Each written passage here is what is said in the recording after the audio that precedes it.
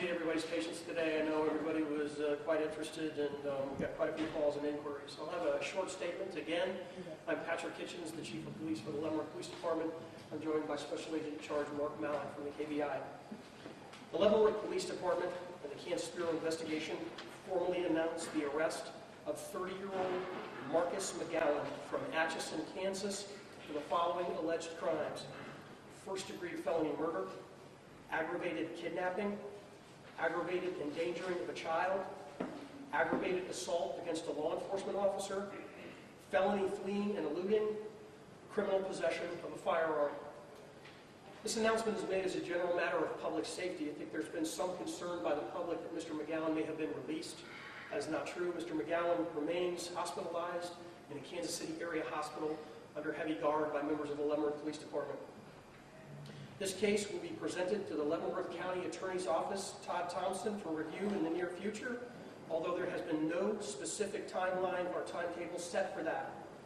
I want to stress that Mr. McGowan is innocent until proven guilty, and this is the first step in a very long process. I want to thank the agents of the Kansas Bureau of Investigation for their dedication to this case since it began on Friday night. I spoke with Director Thompson this morning and reiterated that message. I want to also thank the Leavenworth County Sheriff Andy Dedicky for his staff for their support during this very difficult time for us. I further want to thank the Platte County Sheriff Mark Owen and the Chief of the Atchison Police Department, Mike Wilson, for their efforts and cooperation during this matter. I'll now turn it over to Special Agent Mallett for a statement, and then at the end we might be able to answer just a very few questions. Good afternoon. I think really the charges that the Chief has read answer many of the questions that have surrounded this case. Prior to getting into any specifics in regards to that, I would like to first say that our thoughts and prayers are with the Cady Harris family, her friends, and the community that this event has affected. I do want you to understand that this investigation is nowhere near its completion. We have reached a point today where we are able to officially present charges that the Chief has read. Those charges are all related to the incident that we've been here since Friday night working and will continue to work on to support. I do need to express, and I'm sure you understand, that it's your job to develop as much information as possible. That too is also our job, and in order to prevent any conflicts, there's very limited information that we can release. We did, however, want to bring it to the attention of the media what those charges are that we presented in this case. Not only is that for the protection of the investigation, but also the protection and sanctity of the criminal justice system. It's at a point where we are going to turn things over to the County Attorney's Office here in Leavenworth to proceed with that part of the process. We do once again want to ask the public's assistance. They have been very helpful in helping us bring the case to the point we're at today. Also, the other law enforcement agencies that have been involved have been a tremendous help as well. The public, we would ask them to contact the Kansas Bureau of Investigation, just as I did Saturday. They can remain anonymous.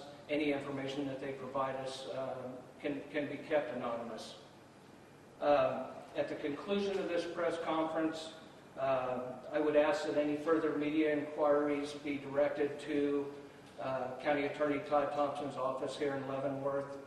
Since it is in that stage of the criminal process, his office is more suited to answer any further questions in regards not only to the prosecution, but to the criminal investigation.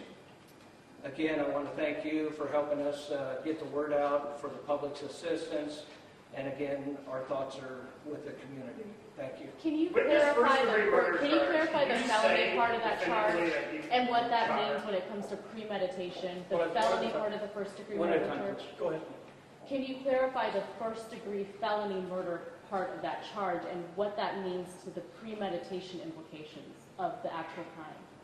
First degree does indicate premeditation, but any other specifics related to that charge, we are not in a position to answer today. So has he actually been charged? He's been under arrest, and they have been. We have been in consult with the county attorney's office, and the case will be presented for review. Okay, one second. The hardest part for the family has been not knowing what happened in the final moments. Right. Is there any clarification with these charges where you can tell them this happened and this is why he's charged with this? We understand that that was the hard part. We really get one opportunity to get something like this correct. So we've been very slow and methodical in that regard to make absolutely sure we're as comfortable as we could possibly be. That's why we've been slow and methodical and going through the process that we would normally go through. Again, I'll reiterate to people this was a very complex situation involving multiple jurisdictions, multiple states. And so we preferred to take our time and make absolutely sure that we got it right. Relative to the arrest, you can infer from what you like about the reason why he was arrested in those charges that I listed. And so I think that's the best way that we might answer that question. When the autopsy came back, did it show that she indeed, I assume because there's a first-degree felony murder charge, was shot by the suspect, not by police file? Right. We're not commenting specifically about the case. The fact that he was arrested for that crime, I think you can infer from that what you will. Okay, and then on the dispatch tapes that we heard an officer from Platte County saying that she did have a pulse when the officers said the child was shot. Right. Can you tell us any of the circumstances around if she died on scene, was she taken to the hospital and she passed away there? Can you enlighten us on any of that? No, we're not commenting specifically about that. Relative to the issues of Platte County, I'd refer you to them if they'd like to make a comment about that. We're not going to comment beyond that about specifically what happened. Again, it's important to preserve the case. Is there a possibility that this could go to the federal level as a capital murder charge? That would be a decision for Mr. Thompson to make, and he'll have the opportunity when the case is presented to review that and consider that. Peggy? You mentioned that McGowan was still hospitalized right now, I assume under 24-hour guard? That's correct. And how is he right now? What's his condition? How quickly do you expect that he'll be out of there and coming to jail?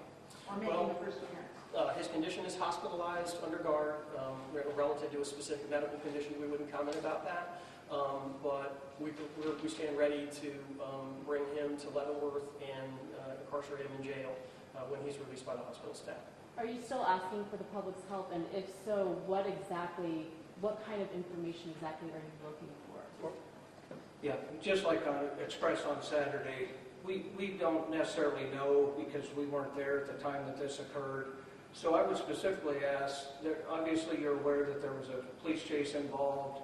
It's helpful if we have public's accounts of what they saw or observed during the chase or at any time during the events that unfolded Friday night. Like any investigation, we rely on the public's assistance, and there's obviously at times key pieces of the puzzle that the public's able to provide us.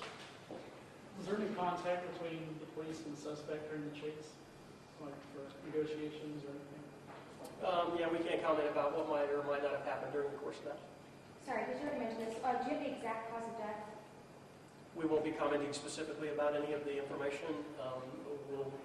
That'll be included, obviously, in the case file, but that'll be presented in the prosecutor's office. I think we have time for a couple more questions. So when was the actual arrest? The arrest took place at about 5 p.m. this evening. Okay.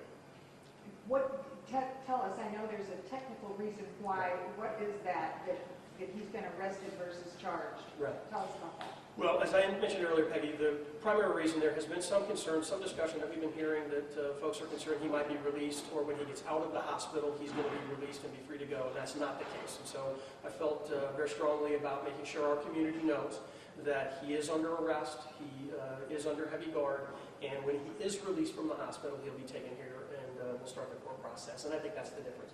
Has he given statements to police from the hospital? Right, we're not making any comments about that. Thank you, ladies and gentlemen.